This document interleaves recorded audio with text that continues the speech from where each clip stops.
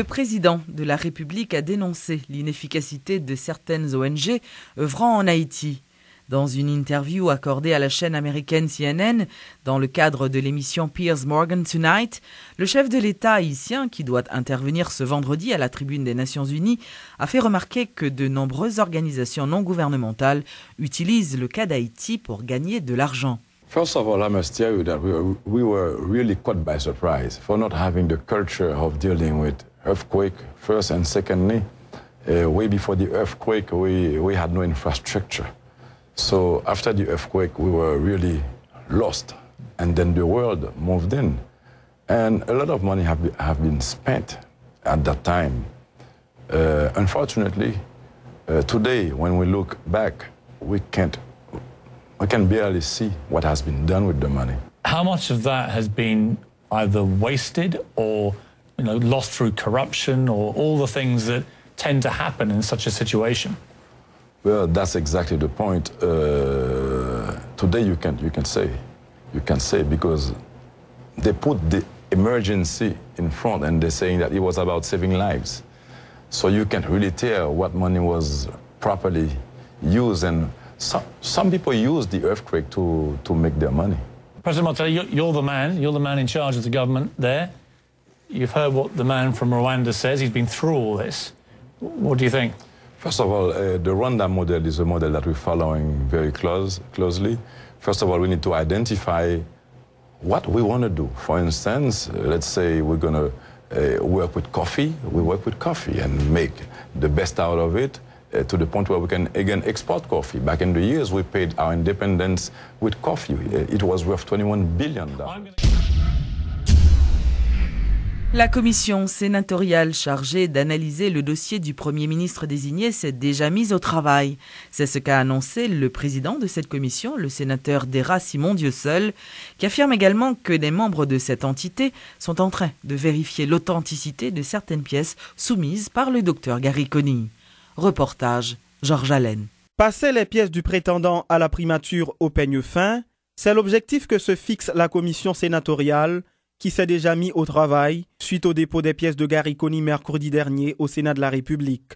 Le sénateur Simon Dieusseul d'Era, qui préside cette commission, informe avoir déjà dépêché des sous-commissions auprès de plusieurs institutions publiques en vue de vérifier l'authenticité des pièces de l'intéressé. Nous allons attendre un rapport sous-commission et nous sommes capables de dire qui ça revient par rapport à la pièce qui est dans nous déjà. Nous avons 8 institutions, nous avons ONI, nous avons mairie Pétionville, nous avons greffe tribunal de paix Pétionville, nous avons Archives nationales, nous avons DCPJ, nous avons DGI, nous avons tribunal première instance et nous avons immigration.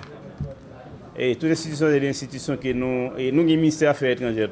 De son côté, le premier sénateur de l'Ouest, Steven Benoît, qui était chargé de se rendre au service de l'immigration et de l'émigration dans le cadre de la vérification des pièces du fonctionnaire de l'ONU, se dit édifié par les informations recueillies. Hier, la commission a dépêché chaque groupe de sénateurs membres dans différentes institutions pays. La commission a demandé pour aller dans l'immigration, donc aller dans la direction nationale de l'immigration et de l'immigration. Nous avons des questions pour me déposer et des documents. Et je remercie le directeur général Roland Chavannes qui a anticipé la visite nous et il a préparé des documents pour nous, donc nous-mêmes édifiés. Donc je dis à la immédiate après-midi, toute membre commission qui a visité différentes institutions pays, nous avons pour nous rencontrer pour tout le monde faire rapport. Je ne sais pas qui ça, schedule la pied demain, mais moi je suis disponible pour me battre là, je travaille demain, je travaille samedi, dimanche, pour le plus tôt possible pour rapport là soumettre à l'appréciation de l'Assemblée. Vraiment, j'espère de tout cœur que vote l'alternative, que nous tous les 6 sénateurs espérons pour nous faire preuve de cohérence, pour nous tous les 6 voter même gens. Moi, déjà, son vote technique, son vote de conviction, on va le faire. Donc, si conviction montre que la pièce n'est pas bon, on ne va pas voter pour. Le grand corps suivra-t-il l'exemple des députés en accordant un vote unanime et sans débat au Premier ministre désigné Gariconi? De l'avis de plusieurs sénateurs, les débats s'annoncent houleux et les discussions contradictoires. L'ambassadeur français en Haïti, Didier Lebray, a salué la ratification du Premier ministre par la Chambre basse. Le diplomate estime que la communauté internationale est très heureuse de constater que le pays est sur le point de se doter d'un nouveau gouvernement 4 mois après l'arrivée au pouvoir du président Martelly. Nous, on se réjouit, comme tous les partenaires et amis d'Haïti, de voir que la crise, enfin, ou ce qui s'apparentait en tout cas à un bras de fer entre deux institutions légitimes, puisque votre peuple a élu d'un côté le Parlement et de l'autre son président. Donc voilà, il y a une obligation de composer.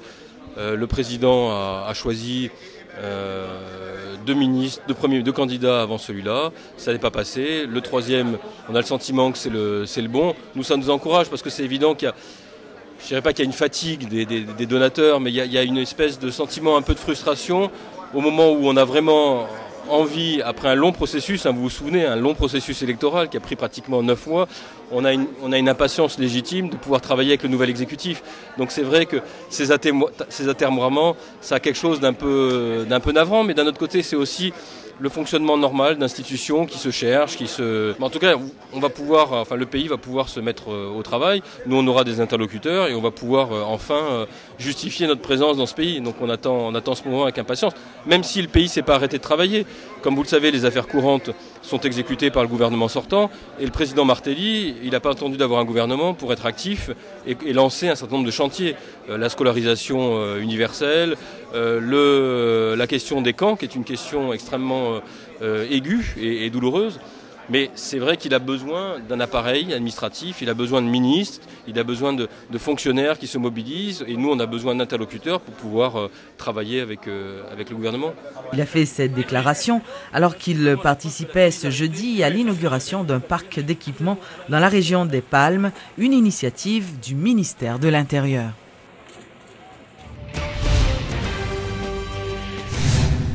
La MINUSTAH envisage une réduction de 20% de son effectif.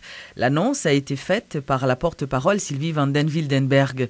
Madame van den Wildenberg, qui intervenait lors de la conférence hebdomadaire de la MINUSTAH, a fait remarquer que le secrétaire général de l'ONU entend en faire la demande auprès du Conseil de sécurité de l'Organisation mondiale. Le secrétaire général se dit convaincu que le retrait partiel de ses effectifs de la mission ne risquerait pas de nuire au progrès de la sécurité accompli à ce stade et n'empêcherait pas la MINUSTAH de s'acquitter de ses tâches, y compris des 2 nouvelles tâches qu'elle assume depuis le séisme, la protection des personnes déplacées et la fourniture d'un appui au relèvement et à la reconstruction. Selon M. Ban Ki-moon, pour que la MINUSTAH soit la dernière mission de maintien de la paix déployée en Haïti, eh bien, il convient que les autorités de ce pays assument de plus en plus la responsabilité de sa stabilité. Cela suppose une présence plus forte de l'État dans tout le pays, que ce soit la police nationale, la magistrature, mais aussi l'administration. Cela implique aussi la progression de l'éducation, des prestations de services essentiels, du logement, de la protection de ceux qui restent déplacés depuis le séisme. Cela veut dire aussi la mise en place d'un conseil électoral crédible et permanent et la prise de mesures pour réduire la dépendance d'Haïti envers l'appui international. Alors, à cet égard toujours, M. Fernandez a insisté sur le fait que pour que toute réduction future de la MINUSTAH ne crée pas un vide, eh bien l'engagement constant de la communauté internationale et l'investissement accru dans le développement, notamment par l'augmentation de ressources fournies à l'équipe des pays des Nations Unies, eh bien seront d'une très grande importance. Le processus d'épuration de la police nationale doit débuter sous peu, c'est ce qu'a annoncé le directeur général de la PNH, Mario Andressol. M. Andressol a indiqué que l'institution policière dispose désormais de ressources humaines pour réaliser son travail. Toutefois, il a fait remarquer que la MINUSTAH va accompagner la PNH dans le cadre de ce vetting. Le processus vetting a commencé déjà depuis en 2006-2007. Donc, le vetting est allié. C'est une exigence d'une résolution Conseil de sécurité et il vient déboucher sur un plan de réforme de la police nationale en 2006 qui était adopté par les autorités haïtiennes. Donc c'était une bagaille qui a été signée pour que l'État d'Haïti avec les Nations Unies était d'accord avec le principe pour faire investigation sur chaque grain policier dans le corps de façon à ce que nous ayons des gens qui fiables dans la police là. nous avons un tremblement de terre passé qui fait que nous va publier pour les résultats. Mais pour information, je dis que tu as gagné déjà 7777 dossiers que vous avez fini de compléter déjà. Dans 7177 dossiers, vous avez 3584. Le tremblement de terre lui-même est parti avec base de données et dans le ministère et dans la police qui fait que c'est ça seulement qui est là-dedans. Donc je dis là, étant donné que nous avons plus que 10 000 membres et que l'idée ou ensemble de côtés que nous pouvons ensemble de policiers que nous pouvons investiguer, donc nous recycler, reformer éléments où nous mettre diplôme dans l'affaire vetting de façon à ce que nous relancer le processus là pour le reste du monde que vous pouvez faire investigation sur eux.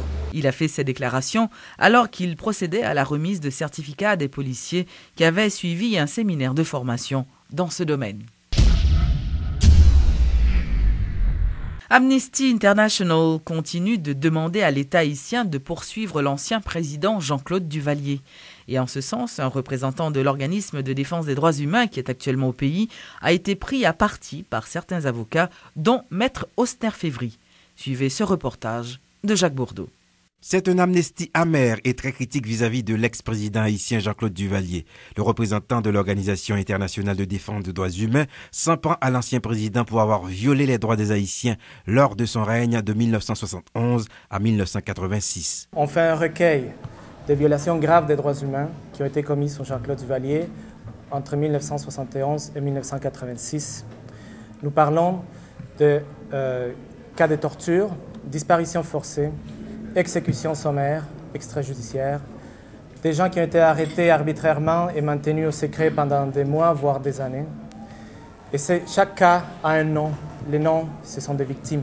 Amnesty International demande à la justice haïtienne de ne pas lâcher prise dans le dossier de Jean-Claude Duvalier. Le cas Jean-Claude Duvalier, c'est un cas clé pour, comme a dit le président Martelly, sa politique est de rebâtir l'état des droits en Haïti.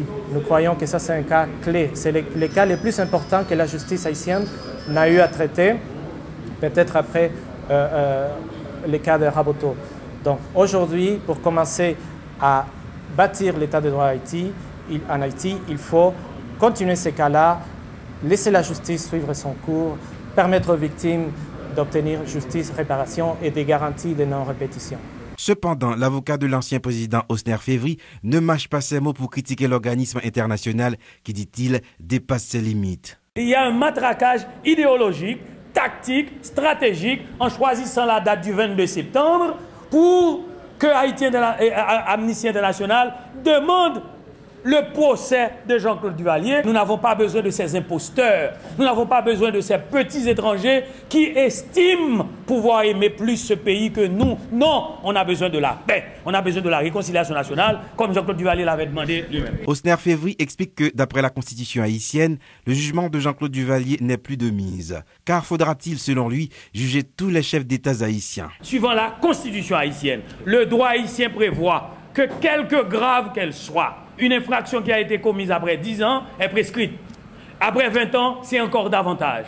Et après 25 ans, même les tribunaux français ont reconnu que M. Duvalier n'était pas passible devant la tribune. Pourquoi un Français laisse la France et après 25 ans venir en Haïti? Un Jean-Claude Duvalier qui est sans cesse dans le collimateur de Amnesty International et de bien d'autres organisations haïtiennes de défense des droits humains.